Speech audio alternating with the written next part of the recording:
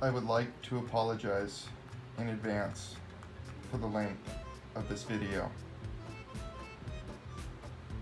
No, really, I would like to apologize.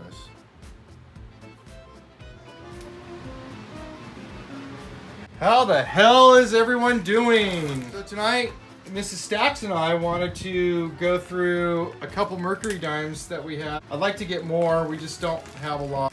And we just wanted to get through a couple. We have that one that's in her hand. We have these other two. So that's about all we have as far as Mercury Dimes. And we just kind of wanted to go through those and share what we found about the...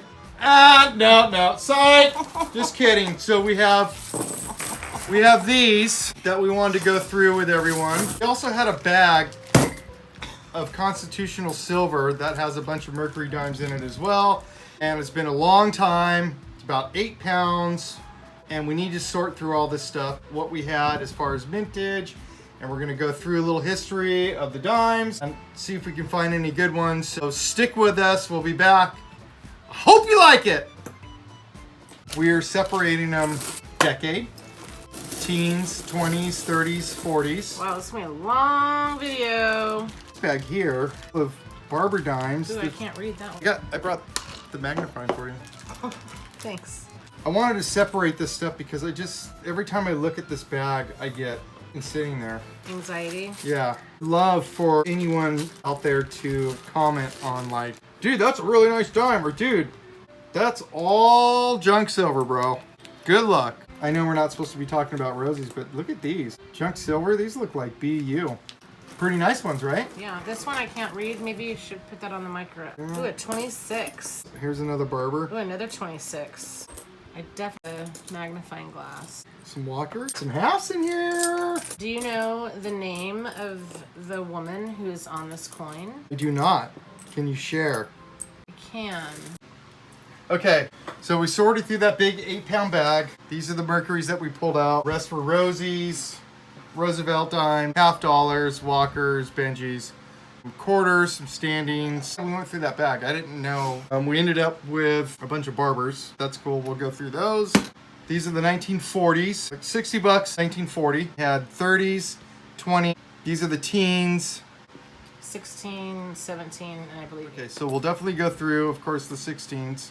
They're really slick. This one doesn't look too bad. These are unreadable. 1916 without a mint mark from Philly, 22 million. San Francisco, 1960 had 10 million. And the 1916D that I think we're all after had 264,000. It's a very low number. I think I saw a D in one of those. Now you're getting me really excited. I'm actually being serious. Are you really? Yeah.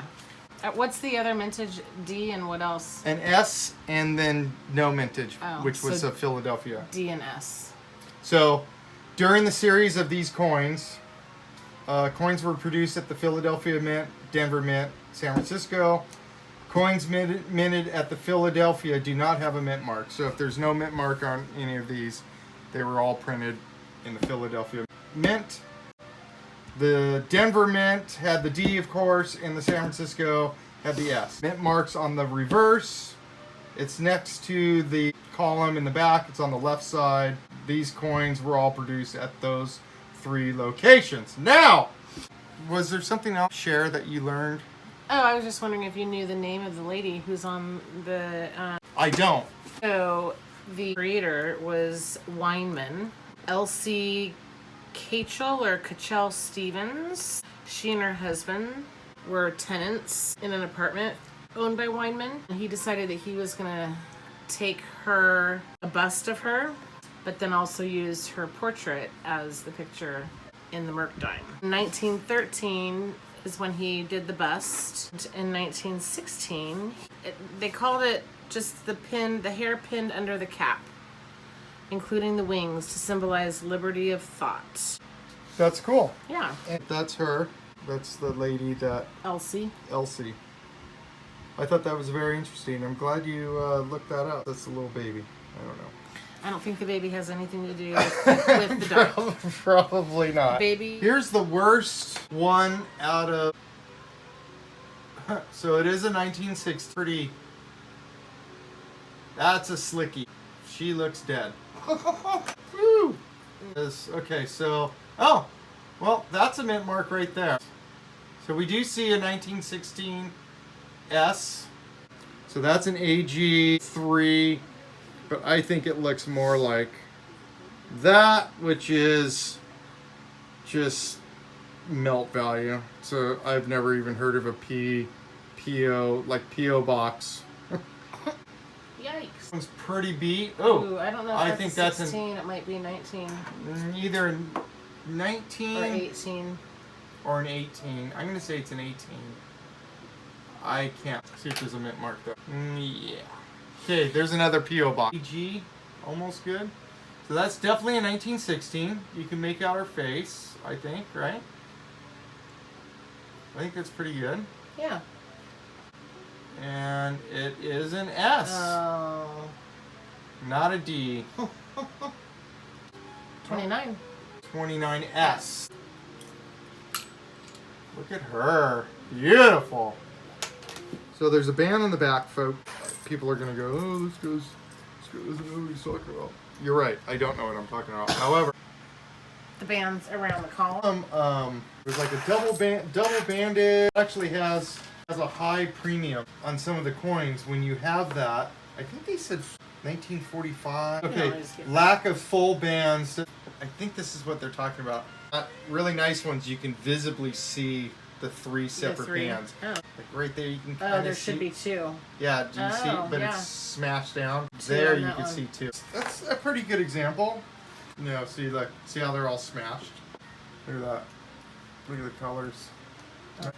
Like here, okay. Here's kind of a good example. Look at. There's See? two. Two. Look at that. Two. Two. And three. That one's cool. Leave that out. Look at that. Look at the color, the rainbow and all that. That is just, that's something else. Let me know what you guys think. The toning, look at that in one of these albums. Oh, as a matter of fact, but the Mercury Dime Book. We have a 31D we need, a 27S to finish that off. We need a 23S, a 21D. Cool. We have to go back through all those tubes. Here's an S. We have an S? Yep. Look at that. Heaps. Here we go. Putting it in the book. A 1916S. You just need to find that D. If anyone out there wants to help out a newly started channel, I'll be more than welcome to accept your donation of a 1916D. Look at the pinks and the yellows and the greens and the red. The 1916S, 1921 here, had 1.2 million mintage. Guess what we have? She's not in the best shape in the whole world, but for right now, we'll take it. 21. There's no mint mark, so that's good for the book. The 1960S we added. We added the 1921. On Mrs. Stax, you have some information? Some new information since we just spoke. I have 23S for the book. Is right here. That's the third one out of the pile so far.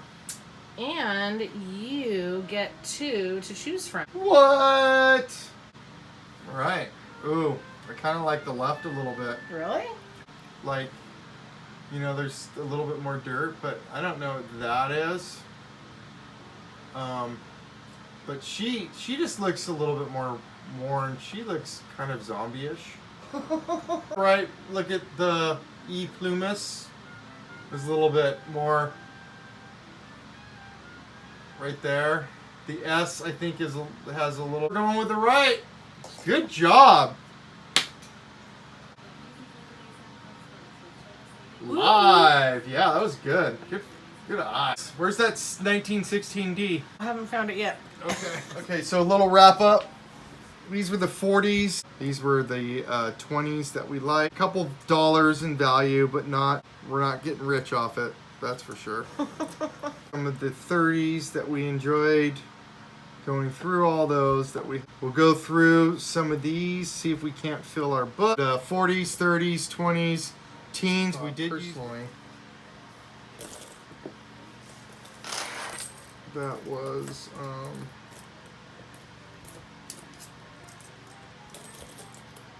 so there's also